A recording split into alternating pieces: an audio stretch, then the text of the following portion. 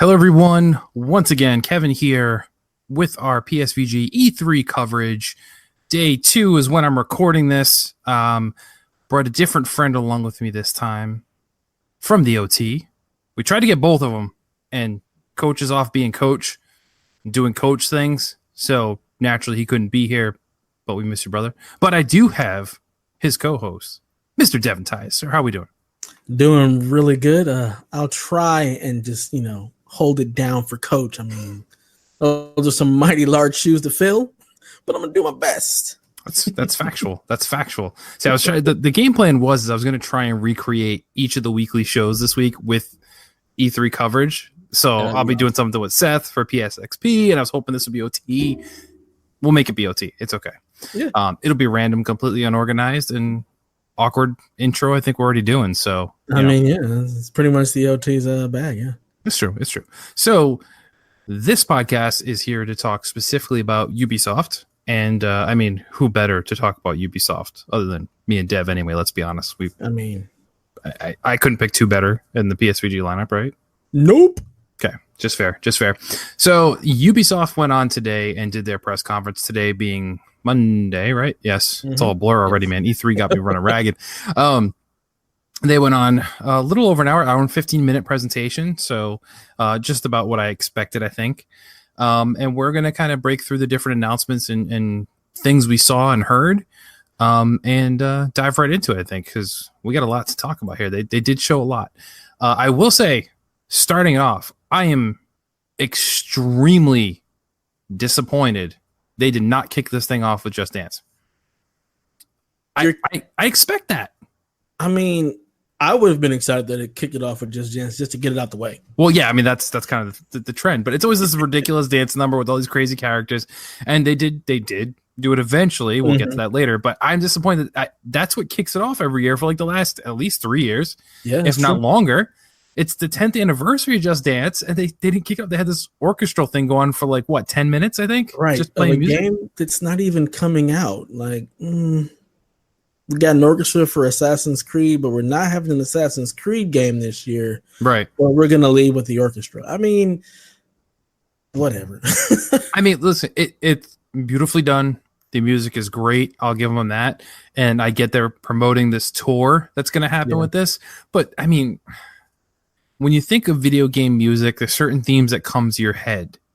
Mario, Zelda, Halo. Like, those are the things, Final Fantasy. Like, you remember those things.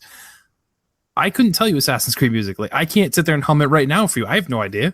Yeah, I can't either. That's why I was like shocked. Like, really? We're having an Assassin's Creed orchestra? Like, this is a thing? So who's paying for these tickets? Who's going out and saying, Gia, we're going out to the theater, to the orchestra, and then you sit down and it's Assassin's Creed. Like, no, yeah. I'll be caller 10 and win some tickets on the radio, but I'm not paying for that. But anyway. No. It was cool, but it reminded me of the Sony one from years ago where they did the God of War trailer and they had like the live orchestra, but nowhere near as good. It's like Simpsons did it. Fair enough.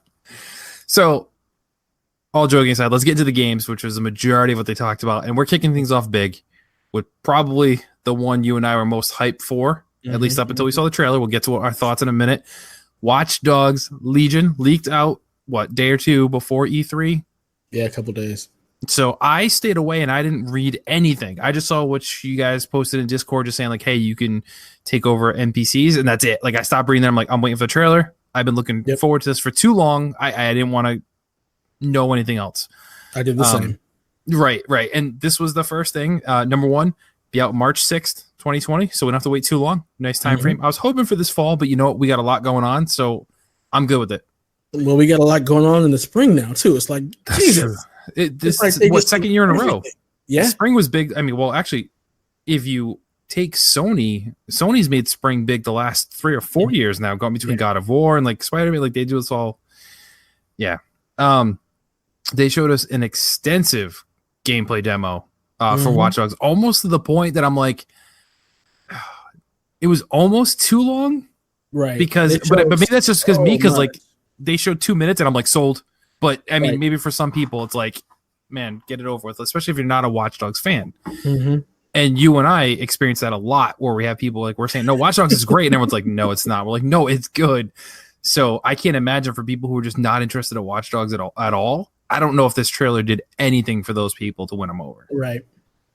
I mean, it's weird because it's not at all what I was expecting. Like, I'm used to like a very driven character narrative, but the fact that you can play as any NPC or that you recruit, I mean, I get the overall like arcing story is to like free London of like the hypocrisy of everybody just being able to see everything, and just to free London is the whole thing. Yep. But there's no particular character that's driving the engine unless it's the AI, which seems like it is. But I mean, if am I going to care about any of the characters, especially if it seems like they're permadeath? You know, like the one dude died and it was like permadeath. You're like, oh, that's different. Like, I kind of think that's cool, because then it's going to make you play the game in a way where the characters may matter enough to where you're not just going to go in guns blazing because you don't want to lose this character that maybe you've leveled up and you're trying to amass this army that is very, very skilled. So maybe that's where it takes it. But I don't know, man. I don't know if I want to deal with that much management. Sure. I think that's fair. And for those of you that didn't watch, as Devin said, you're DedSec still, of course, naturally, and your job is recruiting this team. And each character in this world you could potentially recruit to your DedSec army, if you will. But they each have unique abilities and things that they're better at. So you might get somebody who's not good at hand-to-hand combat or gun shooting, but they can hack, like crazy. So it makes you think about balancing your team and who do I need? What do I need to get this mission done? But you can recruit anybody. You'll play, as they described in the press conference, an intro to that person, basically their background story you get. So it gives you some sort of semblance of that character. So yes, it's not a story, so you don't get as attached to them, I'm sure, as if you're playing, Watch Dogs 1 or 2, where you got to know those characters inside and out. They're still making some sort of attempt to get you to know these people. I'm okay with it, to be honest. I think that initial thing where, hey, you can recruit any NPC got me scared at first, but it seems like they're doing something. And I'll tell you one reason why it doesn't scare me too much. You think about if you play Watch Dogs and kind of just explore that world, you're able to hack anybody's cell phone. You're getting little snippets of stories from people. Yeah. And now it's just expanding further on that. And I think if they just kind of hone in the world, so you think of London, it's not as wide open as like San Francisco, right, or even Chicago for that matter, where you had the first one. It's a little more closed in, so I bet it's not as big of an open world. So they're spending more time in those characters as opposed to the world being a character. In San Francisco, that environment was very much a massive part of that story. I think London, while yes, the whole premise is to free London, I bet you it's a little more controlled and you don't get outside into like the countryside. I bet you stay in the burbs, if you will. And they may spend more time in character development there too. But I like it. I'm down for it. But yeah, I do have some concerns just with, you need somebody to root for, somebody to connect with, and the AI can probably do it for a little bit, but it is obviously a smart AI, and I wouldn't be surprised if it's not really an AI at all once you get further into the story. But yeah, it's a little tough having Jarvis be your main character to connect with. But I'm still excited for it. I'm down for it. I love the masks. Once they go into action, the different kinds of masks you get between the pig and like the skull with the crown, that's pretty cool. So that's fun. Yeah, I'm definitely down for it. I'm excited, and I'm wondering just like how different your gameplay experiences can be. Because like me, I'm not trying to actually have to ever fire a gun. I want to see if I can get through just hacking. So I'm wondering if there are ways to do that, or if there are going to be missions where it's going to cause you to have to actually go into action in that way, which then makes you have to recruit people. But you know what? I'm down for Guy Ritchie Watch Dogs. I'm with you. Yeah, I mean that's essentially what it really is. I love the new robots we're seeing, like the little scorpion spider thing. That thing's awesome. There's a lot of cool upgrades in this one for sure. I will say, and maybe this has me a little concerned, is it's a little bit more outside the realm of reality as the other two were. The other two were still outside of reality, but they were a little more grounded as far as the technology and stuff. This one is clearly like way beyond. Yeah. And I will say, I hate drones. I hated them in Watch Dogs 2, and it makes me mad. Like you're going to be a primary enemy in this one. Clearly, it looks like. So I'm like, oh man, I loved hacking the drone. So I did too, but shooting them was a pain. I didn't shoot them. I hacked them. That's true. You didn't shoot anymore. I didn't shoot much at all. Like the only thing that I shot were people when I had to tase them. So if I can go through not having to use a gun again, because I never even upgraded the guns because I was like, I can just hack things and stay That's true. That's fair. That's fair. So Watchdogs, thumbs up for me at least. Oh, yeah. Next game I want to talk a little about. They showed a teaser, not really much into gameplay of basically, everyone was wondering what Ubisoft was going to do for Nintendo, and apparently they're just making Legend of Zelda. The adventure game called Gods and Monsters by the team who actually worked on Assassin's Creed Odyssey, which is insane that considering they put out that game, they've done DLC for that game. There's a new mode being introduced to that game now that they talked about in the Ubisoft pre-show.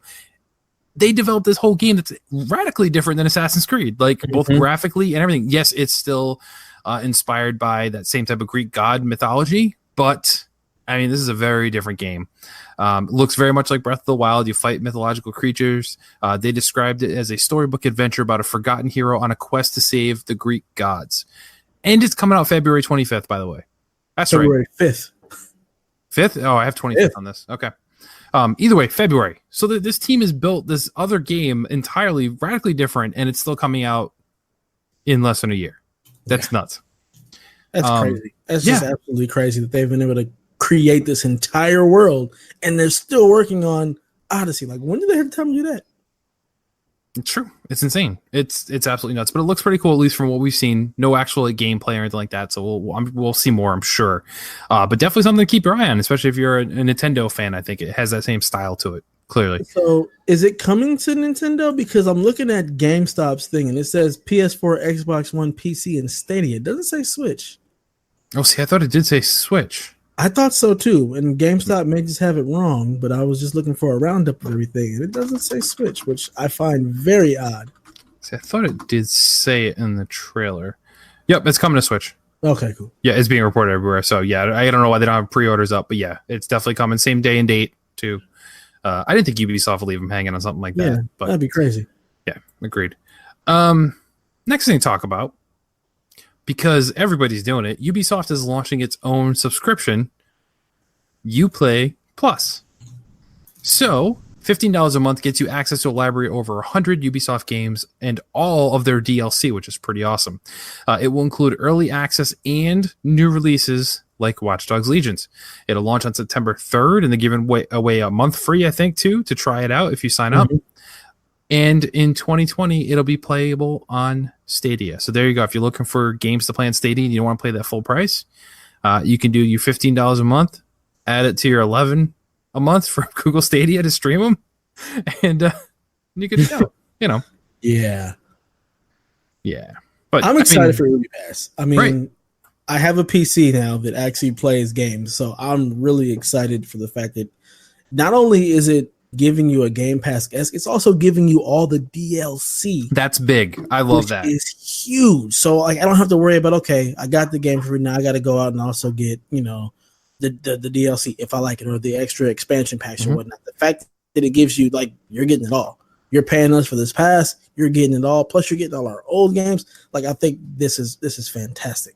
And I hope that it eventually comes to more systems. I know it took forever for the EA pass to come to PS4, but I'm hoping that this is the reason why maybe it's not coming to PS4 or Xbox One right away is because it's coming to next gen. So hopefully I can believe. Scarlet sure. And PS5, I mean, it's coming to Stadia. So I'm a happy camper. I love this. This is perfect for me. I agree. If I had a PC that could handle that kind of stuff, I'd be down for it. And if it ever comes to consoles, I'm seriously all over that. That's a great deal. And look at it this way. Now I expect you to stream Just Dance because you'll have all the DLC content, all the extra songs just included. My kids really like Just Dance. So it makes me sad. All right, well, stream cute little dad videos of you dance with the kids. It's all good. I'm not dancing. I'll let the wife do that. Hey now.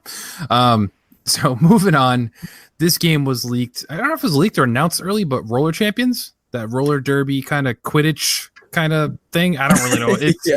It's I made fun of it before when Donnie first talked about it. I first posted the trailer, and I was like, this is like Metroid Prime Federation Force, that blast ball thing, just on rollerblades. Yeah. It's being described as a skill-based team PvP sports game. You'll be able to play a pre-alpha demo for the next few days on PC. It's available now. You can do it.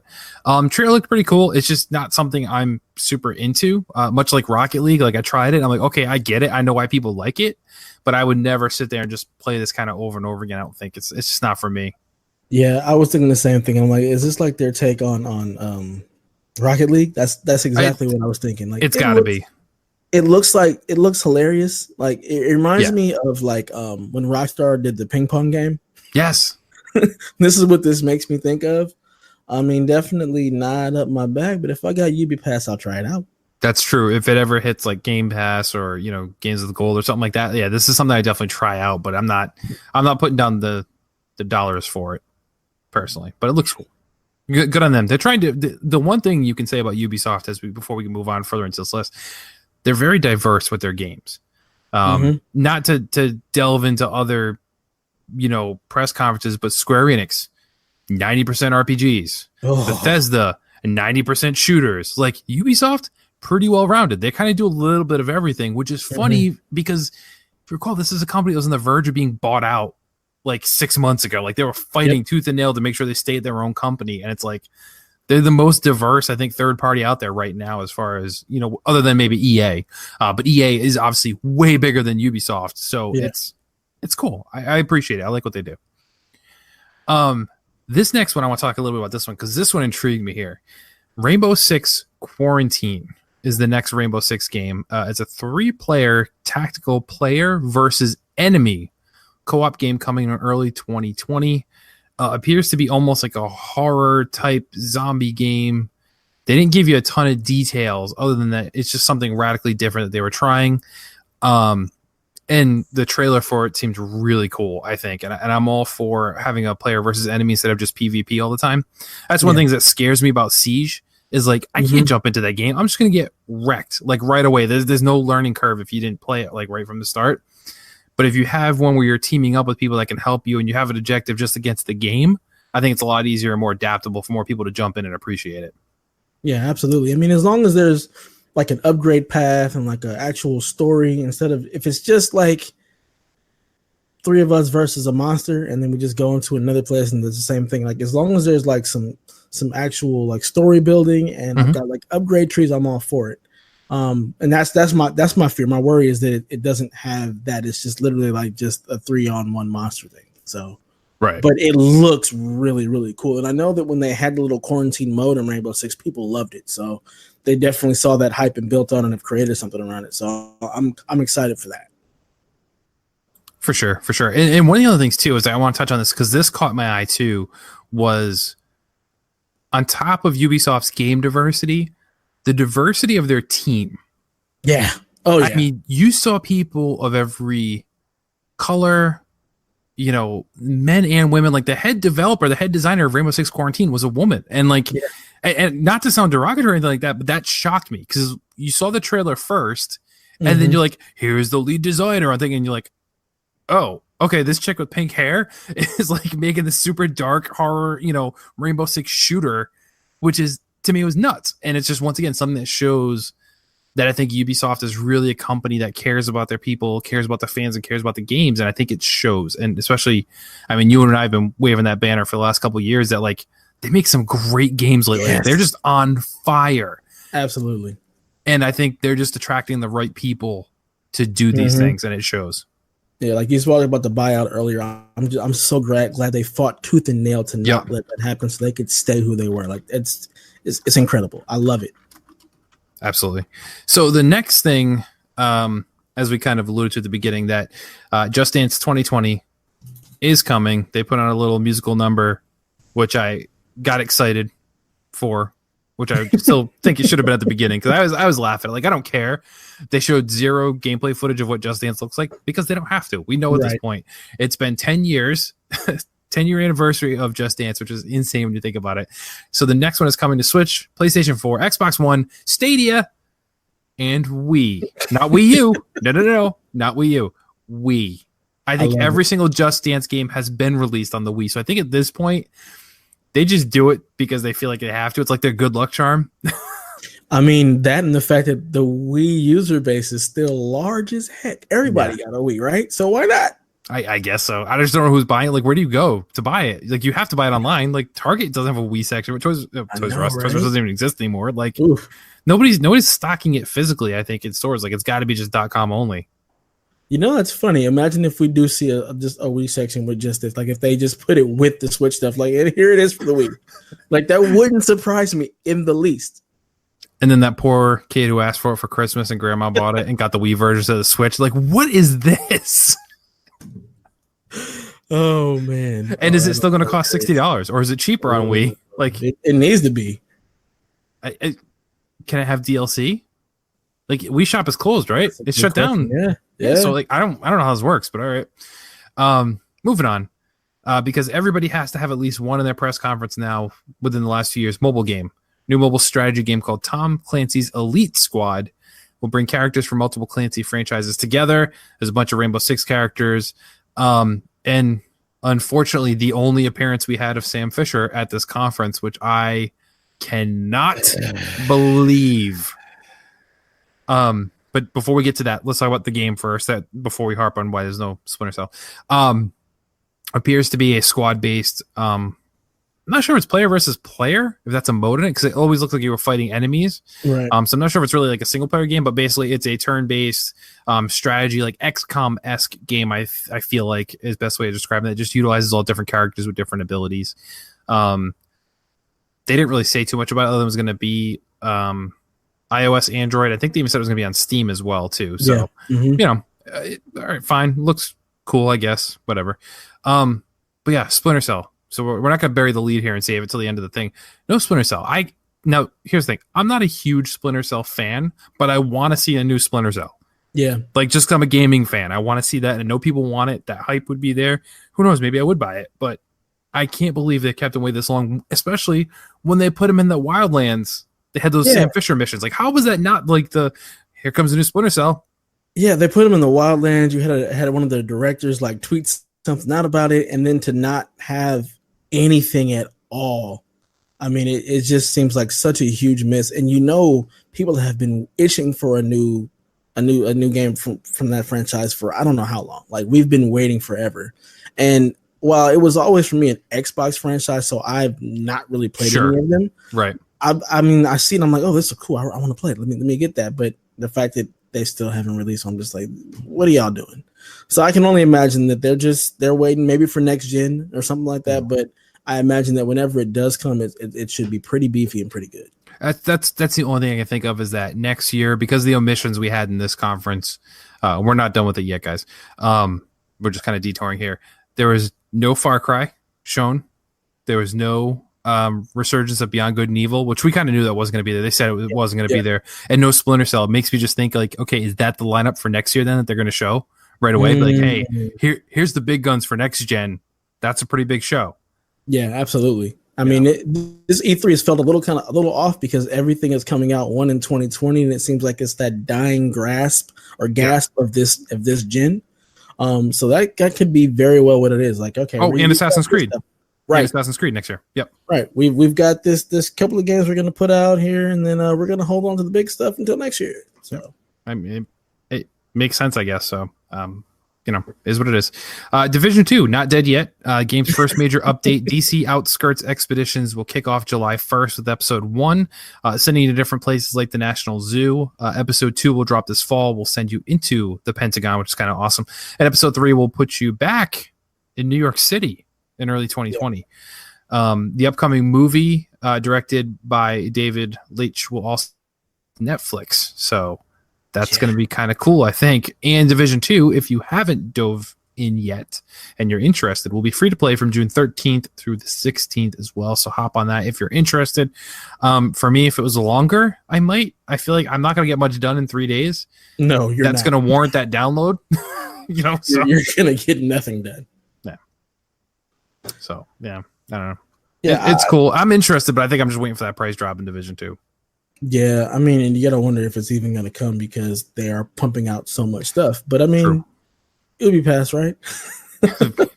Fair Fair enough. I'll just wait for that. I think it's great that they have really stuck with the Division. I mean, the first one, it launched rocky. It had a lot of problems with the end game, but they stuck with it. And I mean, Ubisoft is really good at sticking with their franchises and making sure that they actually become like they meet the vision for them. So I'm glad that they are sticking with Division 2. They're pumping out content. I know their raid got pushed back, it got delayed or whatnot. Right. Finally came out, and now we've got more content coming. So I think this is great. I think, and I mean, going back to New York, I think it's cool because I feel like that story is still like unresolved. So yeah, definitely, I'm with it. Agreed. So no new Assassin's Creed, as we mentioned earlier, but it's getting a story creator and discovery tour modes. Those are the ones that they kind of showed a little bit in the pre-show even. So it's a quest building mode where players can build their own Assassin's Creed missions, including dialogue and branching pathways, and share with other people. So similar to what they did in Far Cry a little bit. And I never really messed around with it, how you can create your own levels and stuff like that. So they're doing the same thing with Assassin's Creed. It's an open beta starting today. And Discovery Tour is, I think it's pretty cool. It's something I think that they should have done or should continue to do to teach the history behind these eras that they're putting you through this game. So you can wander through ancient Greece, unhindered by enemies, nothing there, nothing trying to kill you, learning about its history throughout the process. And there's like little, even like quizzes to take as you're doing it. So I thought that was something just really cool that you know that the development team, just when you see these Assassin's Creed games, they spend so much time researching, getting facts, getting stories to build this story, these games up from the ground up. Why not use that information you already have and try and teach somebody else? Like, that's pretty cool, I think. I love it. I think it's amazing. The Discovery Tour stuff that they do is perfect. Like, I mean, you can just go in and wander and learn the history of what went on there. I love how they did that with Origins. I think this is awesome. And I think the story creator is also going to be a lot of fun. I mean, you're going to have a lot of people that they're just going to dive in and create probably an amazing Assassin's Creed game. I mean, look at what people are doing with Dreams. Yeah. So imagine what they can do in this when they don't have to create an engine. It's already there. It's just like, here you go. All of Assassin's Creed Odyssey, build a game.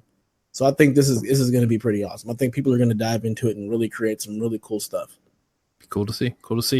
Rainbow Six Siege, as we mentioned earlier, still continue on. Next season, Operation Phantom Sight is out tomorrow.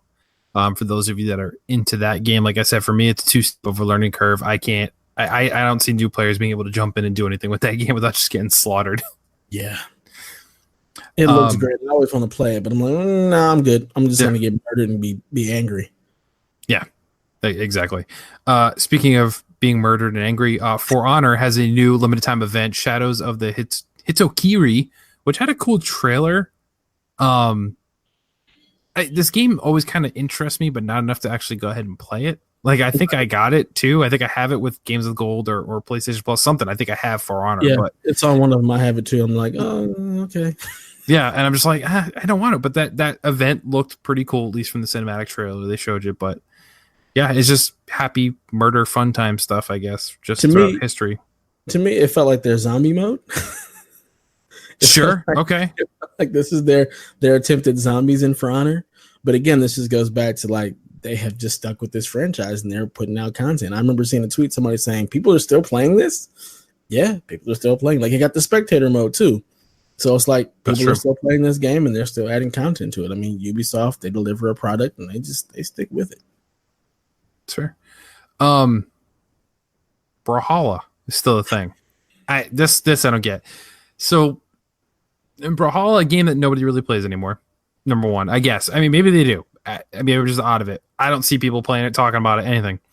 And a show that's been canceled that nobody talks about, nobody watches anymore. Adventure Time. They're mashing up. Jake, Finn, and Princess Bubblegum will be added to the game as playable characters, plus a new buddy match type where you can play two characters at once, which that's got to be confusing as heck too. Right. Update available now, and the new characters are playable for free until June 25th. And then if you want them, you got to pay money.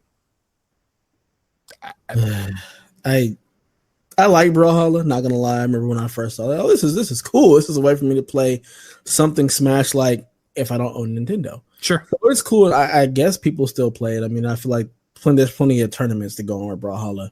But, and I know Adventure Time, I believe it just ended like a year ago. They had like their final episode or something like that. Yeah, I think so.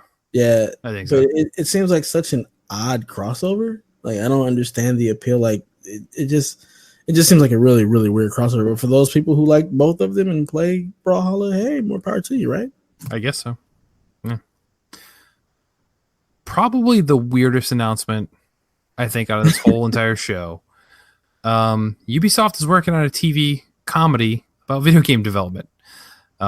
The stars of It's Always Sunny in Philadelphia, Rob McElhenney and Charlie Day, are putting together a TV show called Mythic Quest Raven's Banquet, which is a comedy. But hey, if you want to watch it, you're gonna have a hard time because it's only on Apple TV Plus, which I think is another weird move. So you're doing something outside the norm, which, hey, Ubisoft does that clearly to make a rollerblade, basketball game, whatever you want to call that thing. And now they're making TV shows, but you're limiting your audience by having it only on Apple TV. Yeah, it's really weird. Like, you partnered with Netflix for one thing. Yes. I think that it would make more sense to put this on Netflix, a much larger platform for people to see it. I don't know a single person with Apple Plus TV. I don't even know what that is. I don't even know what Apple Plus TV is. I have no clue. It sounds like you need an Apple TV, and it's probably a subscription service. That's all I can think of. That's a hard pass for me. Right. But I would watch the heck out of it. I love Always Sunny. I love him, and I love Charlie Day. I would watch this. Like, I was dying laughing at just thinking about the ridiculousness that this show is going to be. And we're gonna have to pirate it. Yeah, pretty much. It was just so out of place. It was just a very weird place to announce it, but oh my God, it has the potential to be hilarious. It does. It really does. And it's just a shame that I don't think enough people are going to see it, that it's going to do anything. Like, it'll be a one-time thing. Like, there's not going to be season 2. Let's be honest. It's just going to be one and done. Mac and Charlie make a video game. Come on. Right. That is an episode of Always Sunny. Yeah. You know what? It probably was like a script that they're like, yeah, we're not going to use this one. Like, wait a minute. We got something here. Let's go to Ubisoft. They're crazy enough to fund it. And then the only other thing really they talked about, which we already knew this was a thing, Ghost Recon Breakpoint be available October 4th. The game will include AI teammates, which I don't get why that was as big of a deal. Like, the crowd popped when they said that. I'm like, I never assumed that this game was going to make me have to play with 4 people live to play through it. Like, that wouldn't make any sense to me. I didn't get that either. I'm like, wasn't that always the case? Somebody had said that apparently it wasn't going to be that way, where you were if you wanted the teammates, you had to have friends. But I'm like, I didn't see that anywhere. I don't understand why that would be the case when that's never been the case. Right. And so I will say, Ghost Recon Breakpoint is not a day one purchase for me by any means. However, after playing Ghost Recon Wildlands, and unfortunately too late where all of our buddies weren't playing it anymore, I had a ton of fun playing with it. I just got bored because the AI characters were fine, but after a while, I'm like, I really would have more fun playing and talking with somebody else and strategizing. Like, all right, I'm gonna go, take on this floor. If you want to head upstairs, we'll meet in the middle, or let's go around the house here. Like, just things like that I kind of miss, and I'd be all for it. But I'm not a day one. I'm not in it right away. I don't think. Yeah, I'm not day one on it either. I definitely want to play it, and it would be more fun with friends. But we all know here at PSVG, we are not good at that. No, we're really not. We're really bad at trying to play anything other than drunk cart together. Which is dumb because we really could. I just think we don't even try sometimes too. Yeah. Like, I think that's the biggest thing is we're just like, there's nothing stopping us all from being like, hey, Saturday night. Right. Let's just all jump in and play Overwatch or whatever. Like, we just don't do it. I think that's the problem. You know what? So how about we change that? We're going to spearhead this, Kevin. We're going to play some co-op stuff on a regular basis together and finish a game. We'll figure out something to do that with. Something on Game Pass. It's free. Yeah.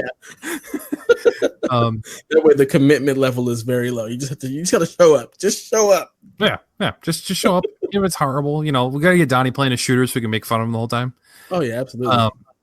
Hey, maybe that Rainbow Six Quarantine. Maybe that's the one because it's a horror game, so Donnie will play it. Mm-hmm. I'm down for it. So all right, we'll see what we can do there. But yeah, that was the whole show. John Bernthal was there, which was cool. But as you said before we hit the record button, I'll let you say it. Say it again.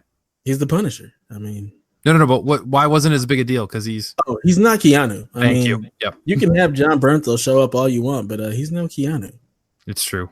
I bet he felt bad. Like when he was probably in Los Angeles and like saw the Xbox show and was like, oh, like he was all excited. He's like, I'm gonna be a big star at E3, and then like Keanu comes and like, oh, yeah, I can't compete with John Wick. Nah, you can't. It's impossible. Neo is he's timeless. He's in everything. He is timeless. He is timeless. It's ridiculous, right? It really is. It really is. It just makes me really want to watch Bill and Ted again, and I can't wait for the next one. Like, absolutely, I want to watch that. I want to watch Breakpoint. Just let's go. Let's just have a whole Keanu thing. Don't tell Carol though, because then she'll come claim our time to watch the movie. She'll just want to watch Speed on repeat. Oh, okay. You're right. Cyberpunk is better than Speed. Agreed. So yeah, that was all of Ubisoft's announcement, press conference. Overall, I thought it was a decent showing. I will say it wasn't as big for me as like the last couple years have been. Like I get super excited for Far Cry. Mario Rabbids was awesome. The whole Star Fox thing in Starlink last year was awesome. So it didn't have that big pop moment for me. But Watchdogs, I really like. Obviously, Rainbow Six Quarantine, I'm down for. I honestly, I think that might be it for like early purchases that I'm like jumping in right away for. Yeah. Gods and Monsters seems cool.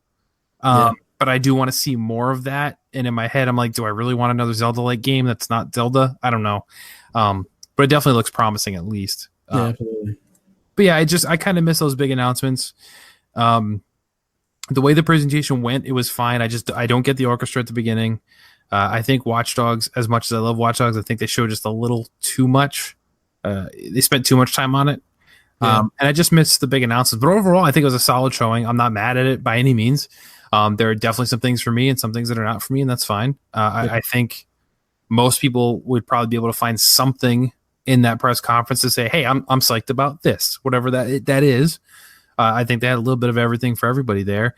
I was a little surprised that there was no Nintendo type announcement. You took words right out of my mouth. Like I couldn't have said anything you said better. Those were exactly how I felt about it. Like there was something there was a little bit of everything. I enjoyed it. It had there was a little weird moments there here and there, but yeah, I was most surprised that there wasn't anything Nintendo related, like nothing big Nintendo related. Yeah, no exclusive, no crossover even. Yeah. Like, I mean, well, a crossover is a bigger deal, I think, than just having an exclusive, but there was nothing there to highlight it. But let's keep in mind, could show up on Nintendo stage. Yeah, very true. Never know. You never know. I don't know. We'll see. I think Nintendo is definitely feeling themselves. So I believe that all the big Nintendo stuff, they were like, yeah, no, you're not doing it here, Trevor. We're going to do it here. You know what? And to kind of speculate a little bit for tomorrow, or as we're recording this tomorrow, you know, Nintendo's lawyer contacted that person that's been leaking everything and was like, you shut your mouth or we will sue the crap out of you. Right. Makes me think that there's gotta be more than what anybody's expecting. But the thing too, it's 40 minutes. Like, that's not a lot of time when you think about, we know they have games coming out this year. Right. And games that they haven't really talked about. Like Luigi's Mansion is a big game for them this year. We've seen nothing, not a trailer. Like, we've seen a logo. That's it. Right. And you're going to talk about that. We know Pokemon probably won't be there because they had its own direct for that. Maybe Animal Crossing, and people are paranoid about that going on. And that's not a game you can just show a trailer on. You got to talk a little bit about what's different, because that game can be very much the same every year. You know, a Smash character, maybe. I mean, and here's the thing. They could be thinking the same thing as Sony. We don't need to be there. We can have a direct here. We can have another direct next week. Like, that's the difference in what E3 is now. I mean, yeah, we've got the show floor. We've got all these conferences. But when you start leaning into like a direct style thing, you don't have to do it all in one day. They can, you know, have a really nice 40-minute direct where they talk about some really big stuff. And then in 2 weeks, have another direct and be like, yeah, this is some more post E3 things where we can control the message. Like, we don't have to worry about sharing spotlight time with E3. So that's true. That's true. Yeah. I think it's just, yeah. Because, I mean, you know, Nintendo fans, when there's a direct, they know. Oh, yeah. Yeah. That's the thing about Nintendo. Like, they can release information whenever, and the Nintendo people will be there and show up for it, regardless of what else is going on. Very true. Very true. I guess time will only tell, and Nintendo Shock will cover that. I may or may not be seated for there, but we have Jared, Caro, and Donnie handling that. If not, Just matters how excited or how angry I am tomorrow at Nintendo's conference, whether or not I'm going to show up, or if I have it in me to be on a 4-hour podcast, because I feel like you get them all talking about something that ain't going to be over anytime quick. So Carol screaming and Donnie nonstop talking. That's pretty much what I expect. Fair enough. So with that being said, thank you everybody for listening to our Ubisoft recap and reactions. Let us know how you feel Ubisoft did this year. I'm excited. Dev's excited. There's definitely stuff on there. There's meat on that bone for us, at least. We hope you found something that you enjoyed. But most importantly, as always, we ask that you never stop gaming.